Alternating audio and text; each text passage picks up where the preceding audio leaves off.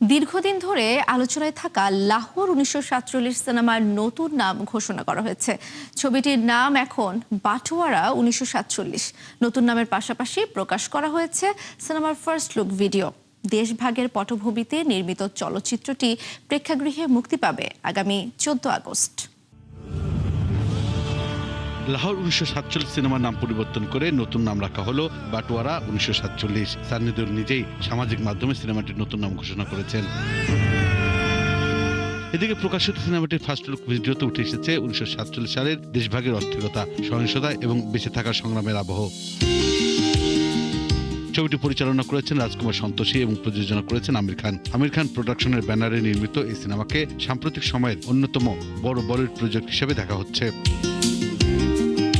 প্রকাশিত পোস্টারের একটিতে দেখা যায় হাতে জ্বলন্ত মশাল নিয়ে দাঁড়িয়ে আছেন সানি দেওল। তার পাশে রয়েছেন প্রীতি জিন্তা এবং করণ দেওল। চারপাশে অগ্নিগর্ভ পরিবেশের মধ্যে একটি পরিবারের টিকে থাকার লড়াইয়ের ইঙ্গিত মিলেছে সেই দৃশ্যে। অন্য একটি ভিজুয়ালে ধ্বংসস্তূপ ও আগুনের মাঝখানে ছুটতে দেখা যায় সানি দেওলকে।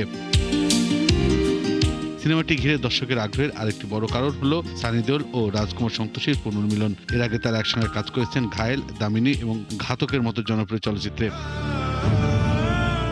ছবিতে গুরুত্বপূর্ণ চরিত্রে আরো অভিনয় করেছেন শাবানা আজমি, আলী ফজল এবং অভিমন্যু সিং। অন্যদিকে দর্শকের জন্য বাড়তি আকর্ষণ হিসেবে থাকছে সানি দেওলের সঙ্গে দীর্ঘদিন পর প্রীতি জিন্তার জুটি। বুলবুল আহমেদ জয়, ৭১।